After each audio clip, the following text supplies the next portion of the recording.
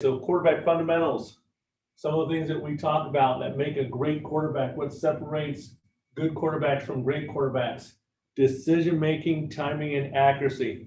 This is something that I've learned for as long as I've been playing, once I got into college. A coach I played for, Greg Knapp, he's now the quarterback coach and pass game specialist for the New York Jets. He was my offensive coordinator in college, and he got this from Bill Walsh in the West Coast system. So this is something that I've learned from an early age, and it's something that I really emphasize with all of our quarterbacks here, okay? So decision making, they have to be able to know the offense to be able to make good decisions, and you got to be able to put them in situations where they can practice those decisions, where it's going to be 11-on-11 football.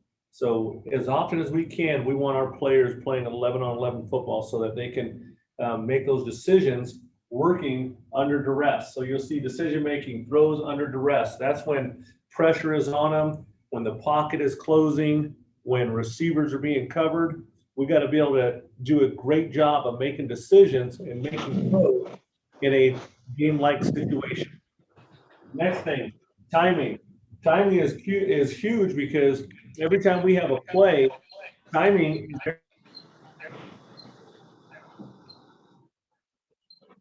Coach, so you can turn the mic on? Can you hear me? Yeah, thank you. Okay. So did you guys hear me talk about the 3 factors? Okay, so decision-making, timing, and accuracy. Decision-making, making those throws under duress in a game-like situation. So our practices, we try to involve 11-on-11 as often as we can going against the defense so that we could train our quarterbacks to make good decisions, okay, in a kind of a hostile environment where they have pressure on them, where they have to move in the pocket, where they have to throw, with incredible timing. So if they can make good decisions, they can throw with timing and anticipation and with accuracy, throwing the ball into space, the receivers into space or away from leverage. So if the defender is on one side, we want to put the ball on the other side. So that is something key that makes a good quarterback great, is if they can execute great decision-making, great timing, and great accuracy. Everybody understand so far?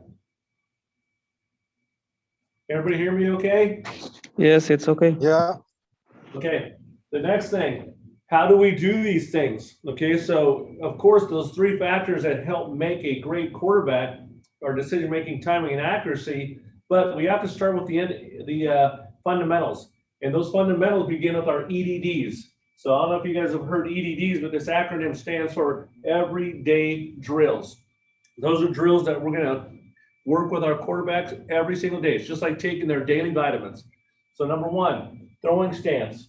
We like our quarterbacks working from a wide base, toe open, 60-40 throwing stance, because throwing is about transferring from back to front.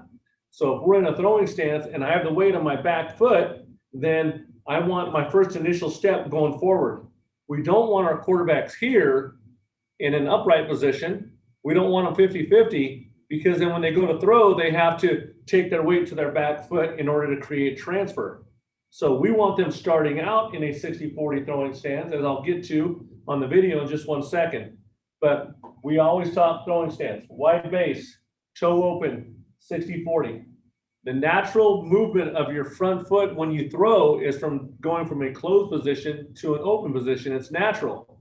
When you're standing up, if your feet are like this next to each other, when you go to throw, that foot opens up. So we want to start in an open stance so that it allows us to play faster. And then we always teach throwing mechanics. Throwing mechanics are huge because we don't have a lot of time to get rid of the ball. So if we can minimize the amount of movement to create a throw, we're going to be able to operate a lot faster and the ball is going to come out a lot quicker. So we want to play with short levers. So when I'm throwing the ball, I want these levers here as opposed to there, okay?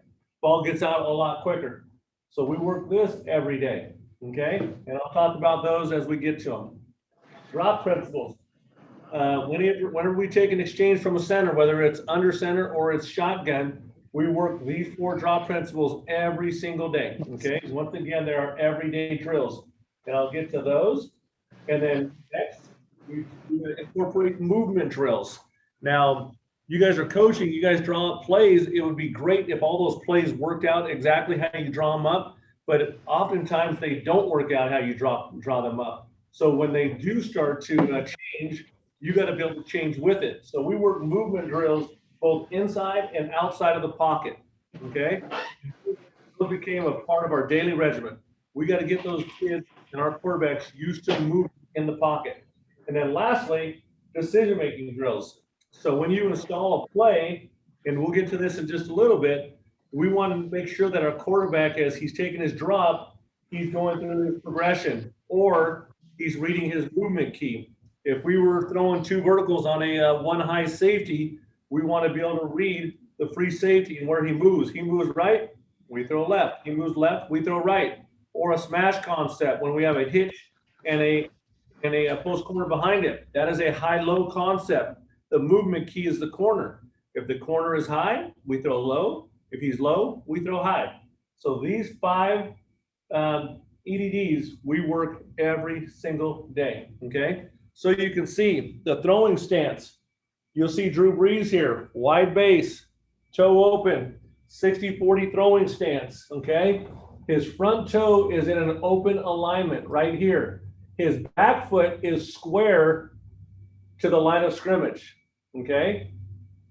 These are the things that we try to focus on. So your ball placement, we want the ball placement, which we call your ball carriage, in the middle of your chest. It kind of forms a triangle, okay? The front arm is a nice acute angle. The back arm is a nice acute angle so that we can operate short levers as we go through our throwing mechanics, okay?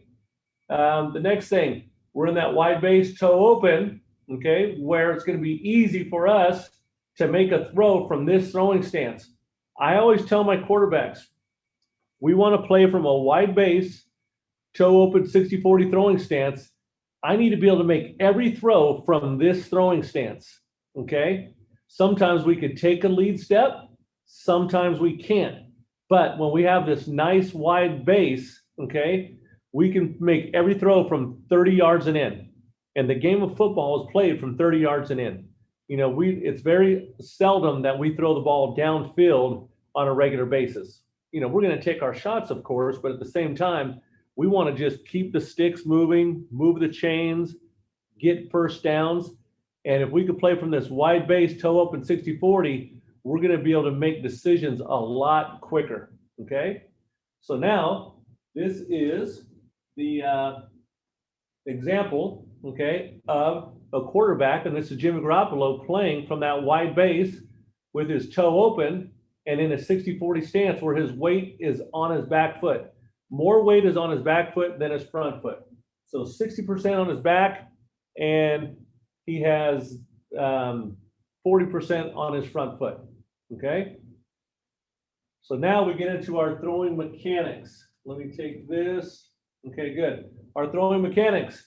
When you work from your wide base toe open, okay, as soon as this front foot hits the ground, we begin trunk rotation. So when we begin our trunk rotation to work with short levers, we're going to get rid of the ball nice and quick. So we say work with acute angles.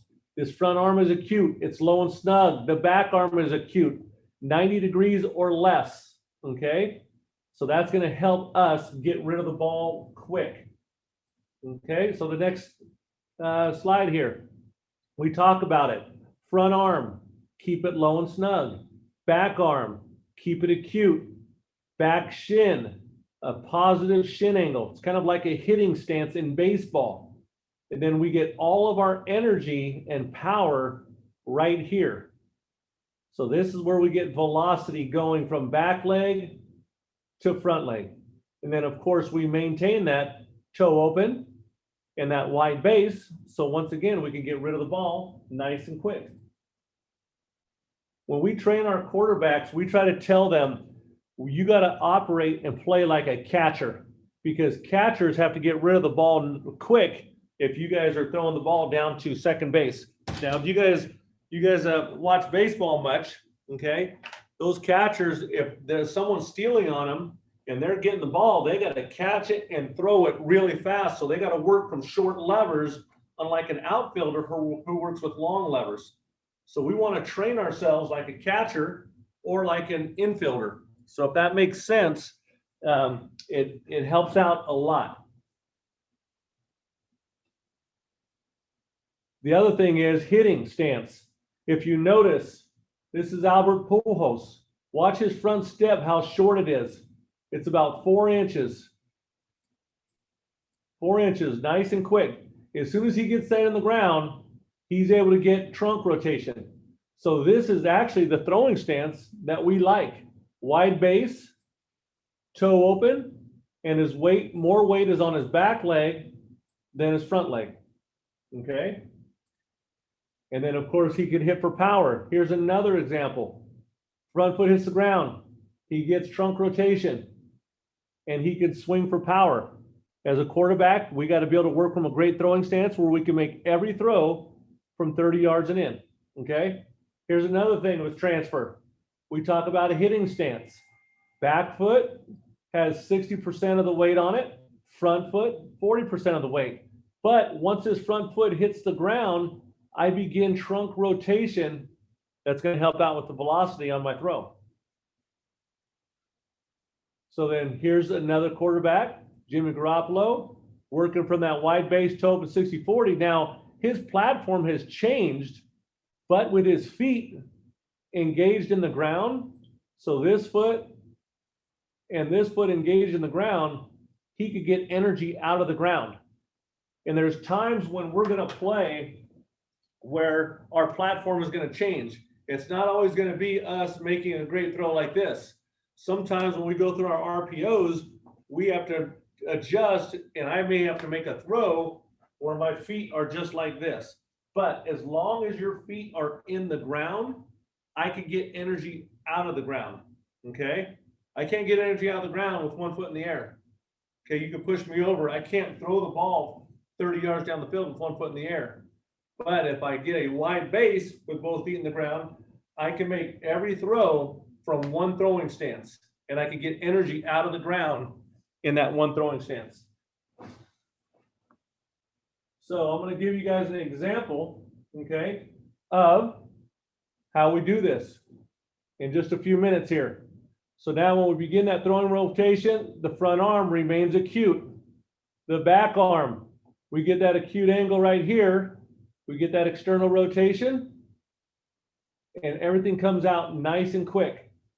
And then we get our extension as the ball comes out of our hand. So now we get that long extension.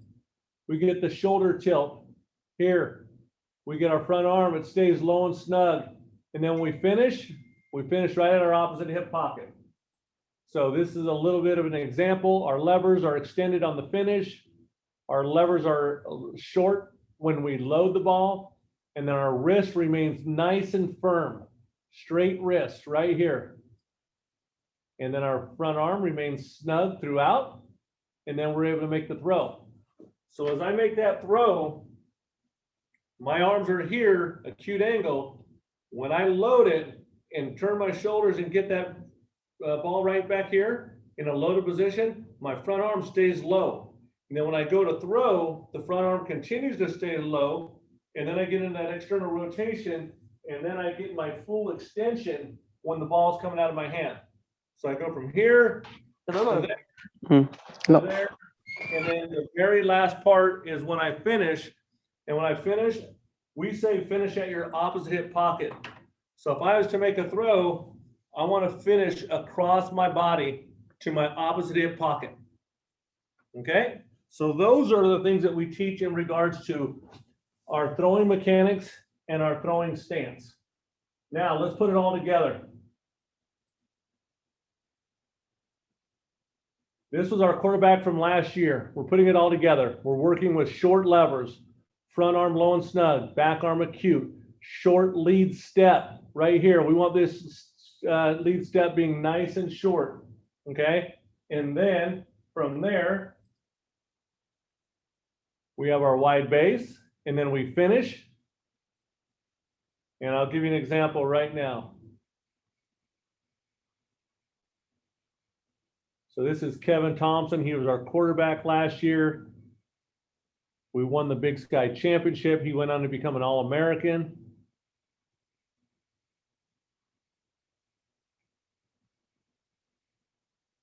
Wide base, right there. He loads up, take a short lead step. Notice his lead step right here. So when he goes to throw, notice how small this step is. We don't want it being a big step. The bigger the step, the longer it takes to get rid of the ball. So as he's going through here, pick it up, put it down, and then he's able to make a 50-yard throw for a touchdown. So I'll give it to you from this side, okay? Same thing. Get your drop, get into your throwing stance, wide base, toe open, 60-40. See how open he is? He's open right there. And then his front step is small. We want to teach a small lead step, like 4 inches. And then when he finishes, he makes the throw, front arm is snug to his body, and then he's going to finish up right at his opposite hip pocket. And then we get the result we want, okay? Here's another example from his backside.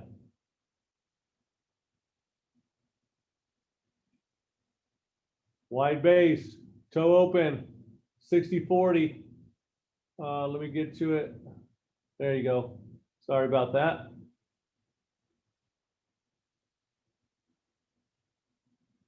Gets the snap here, takes his drop, gets into a nice throwing stance right there. More weights on the back foot, gets good transfer, and then his front arm, as you see, make the throw. His front arm comes to his opposite hip pocket, right there. Okay, so now we're going to go from throwing mechanics and throwing stance to our drop principles. So these are our 4 drop principles. Our first drop principle is 6 o'clock step, okay? This is something we work with our quarterbacks every time, and we only want to work the first step with a quick crossover. We want to make sure his foot is grabbing the line somewhere on this line here. So we want to start with your left foot on the line, and when this foot comes back, it should land somewhere on this line. If not, it's too far. So that one, it's a little bit too much. The reason why we focus on this 6 o'clock step is because when we drop, we want his shoulders being open so that he can see this way, because you got to be able to see the whole field as a quarterback. So if you drop and your front toe is closed and you don't take a good 6 o'clock step, it's going to close your shoulders off. So it's going to be really hard to see what's going on backside. So we just work this drill over and over and over again every day. So we'll start the day with it, and we'll work from the near hash all the way to the sideline, and then we'll start over. 60-40, so then that goes into our next drop principle, which is stay open, stay still. So as we go into stay open, stay still, you'll see the quarterbacks get a little bit of momentum. We want their shoulders being on one plane. We do not want to go up and down. It's one plane going that way. We want everything being nice and still, nice and comfortable. Okay? Here's a couple other quarterbacks doing the drill. Stay open, stay still. And the reason why is because oftentimes we have to be able to throw backside. And when we're going to throw backside, we better see what's going on backside. I can't drop back, set up, and then look to see what my read is because I'm going to be too late. So we want to see what they're doing as we're dropping, okay? The next drill is our deceleration step, okay? Our deceleration step helps us slow our momentum so that when we get to our last drop principle, we're able to throw the ball. So we want to come to balance right there. Come to balance right there. 1, 2, 3, 4, come to balance. 1, 2, 3, 4, come to balance. If you're working a 3-step drop, your deceleration step is your second step. If you're working a 5-step drop, your deceleration step is your 4th step. If you're working a 7-step drop, your deceleration step is your 6th step. So that way we can slow our momentum, and then we're going to get ready to throw the ball, because when we hit our plant step, we're either going to plant and throw, plant, hitch and throw, or plant, buzz and throw. So those are our, that's our 3rd drop principle, our deceleration step. You see Jake coming back. I'd like for his shoulders to be on one plane. I don't want to see him rising up. I want to see the shoulders being right here, nice and level. I want to see his head being nice and still also. We don't want the movement like this. There's too much going on. Okay, good. So now when you talk about that deceleration step, we want it right underneath your belly button. So if you get it right underneath your belly button, we're going to be balanced. Okay? Come to balance, don't rise up. And then that'll lead us into our next drop principle, which is our deceleration step. So now we get to our our plant step. Once I do my drop and I get to this position, now we want to work our hitches. So our hitches are going to be nice and short as we're moving this way, but we want them about 1 inch on our hitches, so that as we're hitching, we're not consuming too much space and getting into the offensive lineman. We want to be able to maintain space, and every time we hitch, we want to be able to throw the ball. A hitch is an opportunity to throw the ball. His hitches are a little too big right there, but every time he'll take his drop and go through his hitches. This is a lot better. Weights on his back foot, wide base, toe open, 60-40. Shoulders are nice and still. Hitches are nice and small. Good. Then after that, we either plant and throw, or we plant, hitch and throw. So this is a plant and throw. So as Jaden goes through his drop principles, 6 o'clock step. Stay open, stay still. Deceleration step. Plant and throw. And we'll just do this right down the line. 6 o'clock step. Stay open, stay still. Decelerate. Plant and throw. We're going to do the same drill.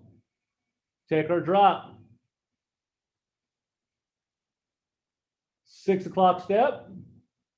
Stay open, stay still.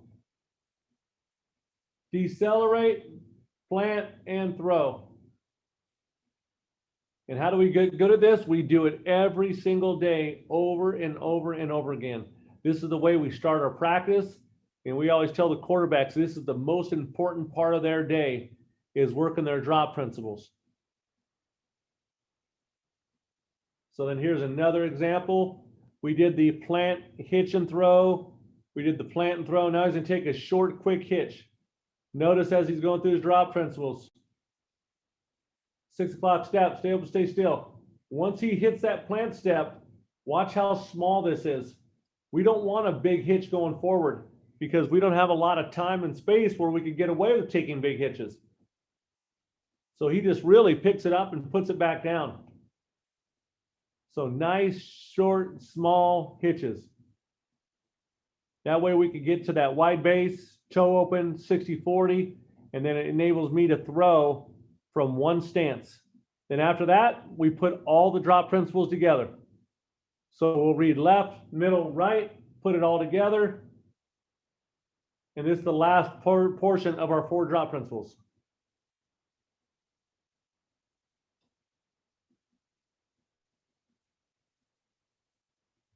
Here's another quarterback doing it. When he comes up right here, he should be ready to throw. He has a little bit too much weight on his front foot. We want the weight being on the back foot so that we can drive that way for the throw. But that's why we work it. We try to clean it up each and every day. So he's dropping back, he's reading left, he's reading middle, he's reading right, okay? Any questions on the drop principles, the 4 drop principles? Number 1, 6 o'clock step. Number 2, stay open, stay still. Number 3, deceleration step. And number 4, it's a plant step, or it's a plant hitch, or it's a plant, buzz, and throw. We teach our quarterbacks depending on the read, okay, when they get back and they plant, they need to make the throw. If not, they need a short, quick hitch and throw. Or if they're going through a progression and you get to like 3 or 4 in your read, that's when you drop back, decelerate, plant, and then you buzz as you go through your progression. So the quarterback will move and his feet will take him through his throw, if that makes sense to you guys. Okay? Any questions yet? Can everybody still hear me? Okay, next. These are our movement drills. Like I told you earlier, not everything works out how you draw it up. So when we execute a play, if things start to break down, it doesn't mean it's the end of the play. We want our quarterbacks to continue play, and they may have to move left, middle, or right. They may have to hitch and climb and go or throw. They may have to sway and throw. They may have to work out the front door, or they may have to work out the back door. But we want them to continue playing, okay? As they are going through their movement drills, these are 3 big things that we talk about every single day when they go through their movement drills, okay? Move to space. So if you feel pressure, you got to move away from pressure. It's a lot like, I always use the example of Steph Curry getting a jump shot off. So if he's dribbling and the guy is covering him and he needs to get his jump shot off, he needs to create space to get a shot off. Just like a quarterback. If pressure is coming from over there, he may need to slide one way or the other just to get the throw off. If he can do that, then he's going to be a very efficient quarterback. So we have a move to space. They got to feel the pressure. They got to remain a passer. Keep your eyes downfield. And then they have to go through their progression. And that's tough. They got to show some poise as they're going through the progression. When they're going through the progression, they need to know where number 1 is, number 2, number 3, and number 4, so that when they start to move, their eyes can take them through their throw and they have a good idea of where everybody is. And then if they can't find someone, then it's time to leave the pocket and try to get some type of positive yards. Okay? What are the benefits of moving to space? Okay?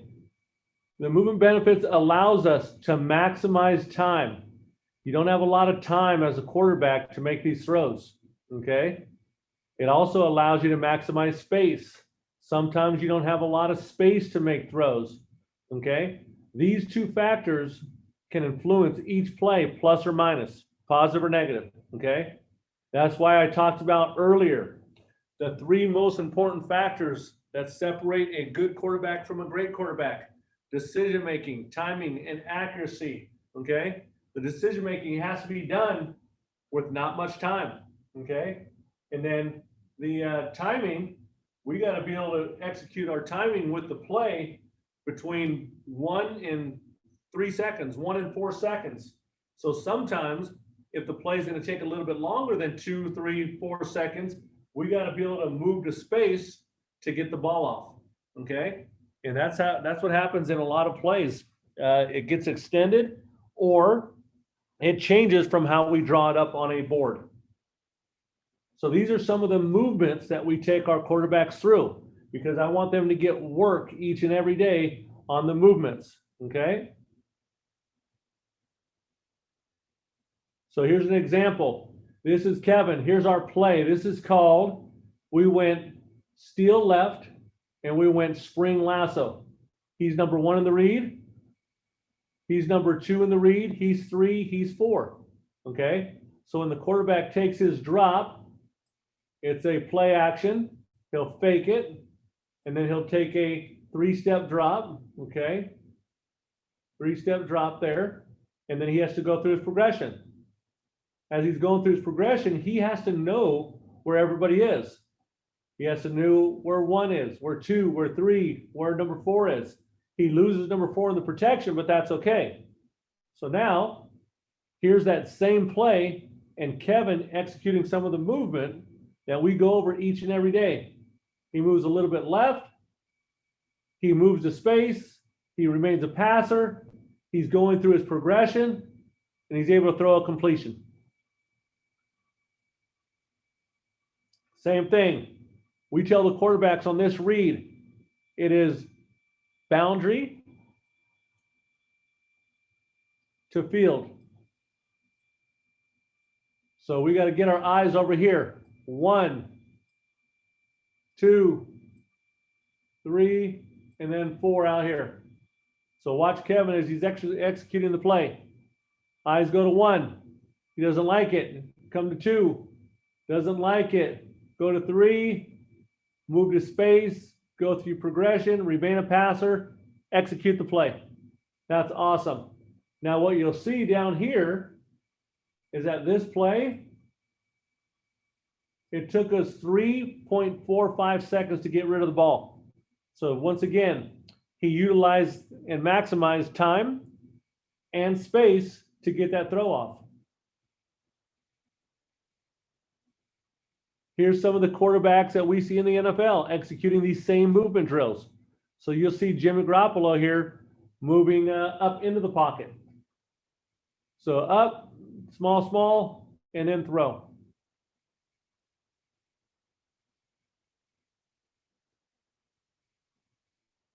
Same thing. Now he moves to his right just to get the ball off.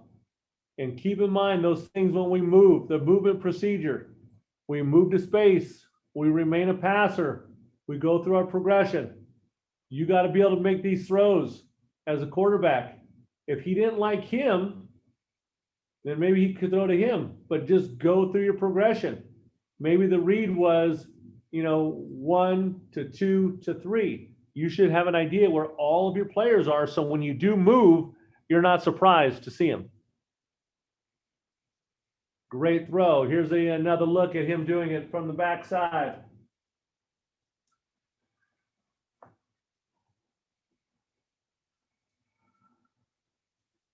Excellent. Great job as a quarterback coach. Man, you'd love to see that. Here's another example of a movement, sway and throw. This is our quarterback last year. He drops back and he's going to sway or slide. He's going to slide this way. His progression is 1 to 2 to 3. So as he moves, he fell off of 1, didn't like it. Then he goes to 2, he likes it. He makes the appropriate throw. But notice, as he's going through his drop, he drops, he sways, he goes through his progression, he remains a passer, and he makes a great throw. Here's another example of it from the backside. Eyes are here first. 1, then 2, and then 3's down here with his back. Then he's able to make a nice throw. He's able to take advantage of the space, and he's able to buy time on the throw as well. Here's another example. His read's going to be inside out over here. He's going to read this guy. So he is going to go here. He's going to go there, and we're going to read him. So as we do that, Kevin takes his drop, feels a little pressure, slide, sway in the pocket, remain a passer, go through your progression, make the play. Here's another example of it at ground level. Kevin going through his drop.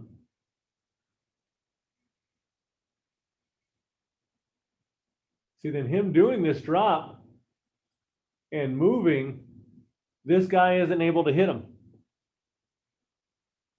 If he would have tried making this throw from right there, this guy's going to get him. But Kevin created time and he moved his space by just working a drill that we work every single day. Same thing. All of these plays, same exact thing. Take your drop. You feel pressure, move away from pressure. Remain a passer, go through your progression. I can see examples of this all the time. We get a lot of NFL film here. So every time I see something, All I do is cut it up and I put it onto my tape for my quarterbacks. Because it's not just us, it's everybody. So you see Pat Mahomes, he drops, can't see the receiver as well. So he sways out, continues going through his progression, hits his receiver right there. Here's another example of it from ground level. Goes through his drop. Sometimes you can't see everything. So now he sways, goes through his progression, makes his throw. Excellent. Here's one of our quarterbacks. First play he got in, our starter got injured. Jake Dunaway comes in. First play, he executes everything that we'd worked on for 4 months prior to this play.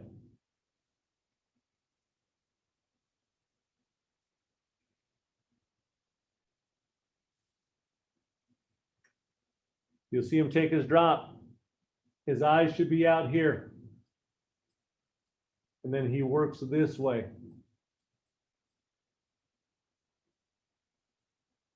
So here you go from ground level. You'll see Jake take his drop. His read is from field to boundary. Starts to feel a little bit uncomfortable there. Move to space. Remain a passer. Go through your progression. And he makes an incredible throw. Then it turns into positive yards. Here's another example. This is us hitch and climb and throw. So sometimes you got to work into pressure to get away from pressure. So this time the rusher comes free right at us. This guy right here, he goes this and he goes like this and he's working right to Kevin. So sometimes you got to work into pressure to get away from pressure. Because if Kevin would have tried to run that way, he would have just chased him down and made the tackle.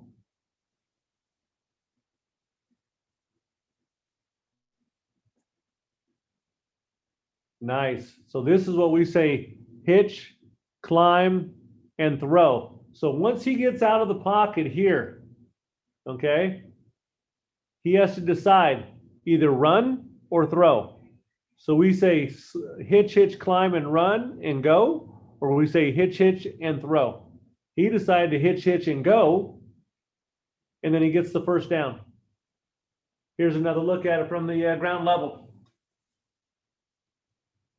Drop back, go through your progression, move to space, hitch, hitch, and go. Gets the first down, gets down, doesn't take a hit, live to see another play. Here's Pat Mahomes exercising the same drill. Drop back, he's in a hitch, climb. Right here, he has to make a decision. Do I run or do I throw to an open wide receiver?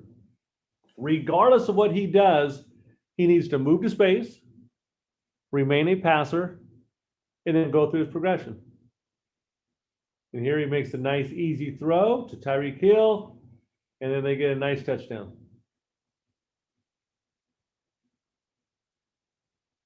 Here is a front door escape, okay? Front door escape is when you have to hitch up or you take a sudden movement in which you're working lateral to the play. So moving into space through the front door, and then he's going to slide and get to space.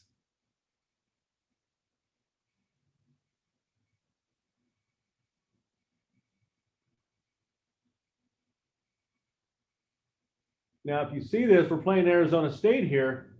This guy's wide open, but for some reason, Kevin doesn't see him. So that's when he goes here, and then he comes out this way. But he remains a passer. He's going through his progression. He knows where his receivers are, and he's able to throw a completion. Here's why Kevin goes out the front door. Because of that little movement right here, this guy going there tells Kevin to go there.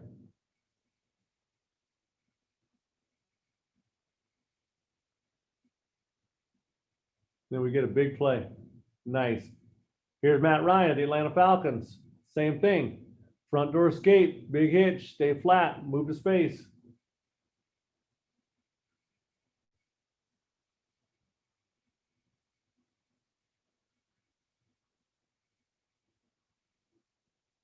Works up and out. Knows where the first down marker is right here. And that's just a really good play of him understanding the down, the distance, and what he had to take to get the first down. Now, these are just us working some of the drills with our quarterbacks. This is a up, and out, more of a front door escape. This is a more of a back door escape.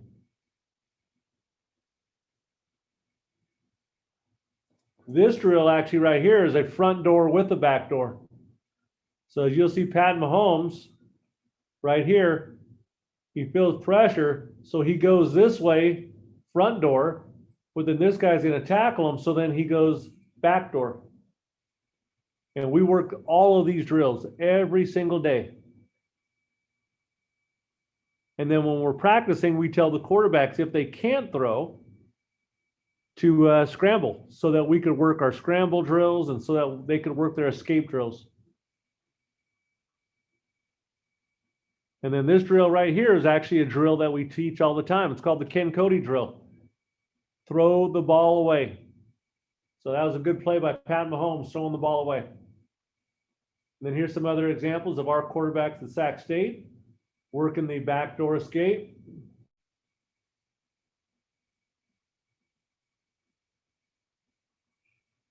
And that is it for the basic presentation. I have some other things that I want to show you guys in which we see other quarterbacks who are doing a really good job of working from the pocket under duress.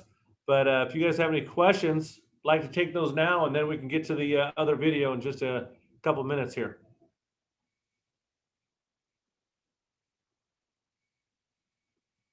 Any questions you guys have for me?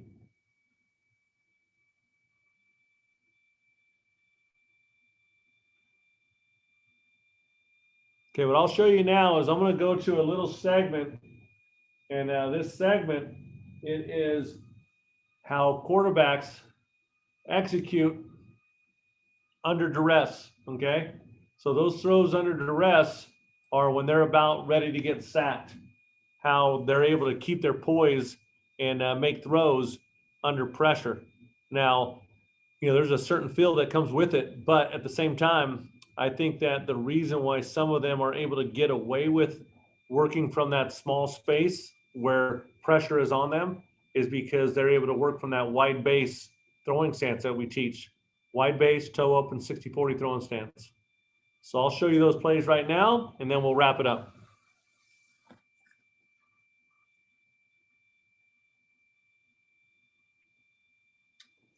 Here's our quarterback last year against Northern Arizona.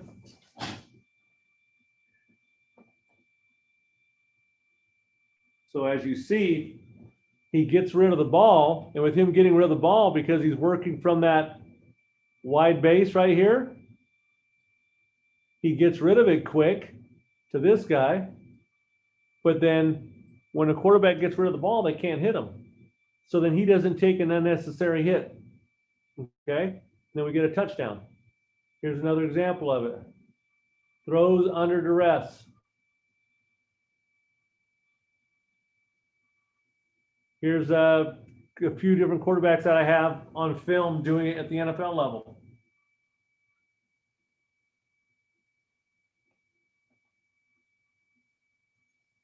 If you could make these throws in that pocket, you have a pretty special quarterback.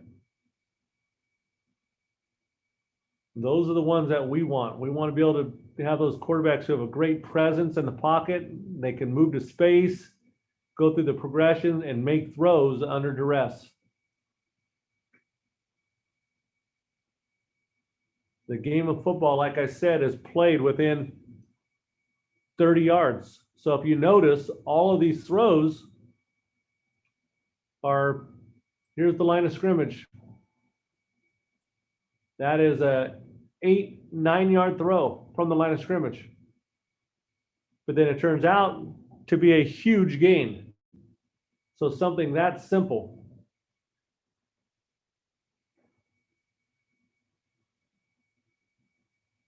Once again, great throw under duress. with everybody in his face. Look at the pocket right there. He's able to execute the offense, making those throws. And that's exactly how we draw it up.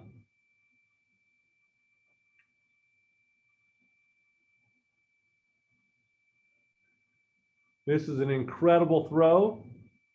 Talk about decision-making, timing, and accuracy, okay? These guys are going through this route tree here.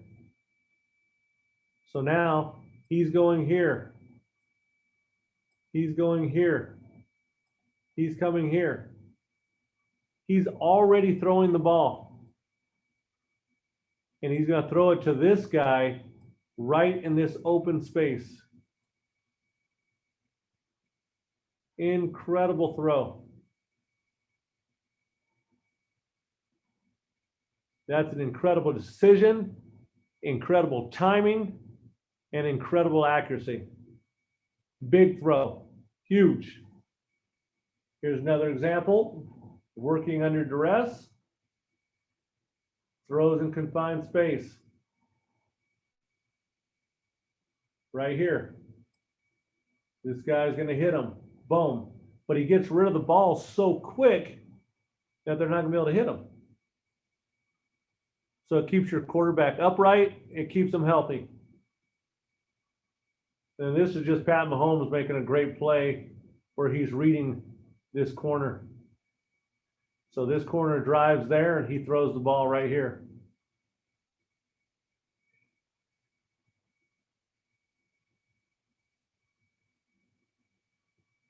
This is Pat Mahomes just being Pat Mahomes. This is why he's one of the top 2 or 3 quarterbacks in the league.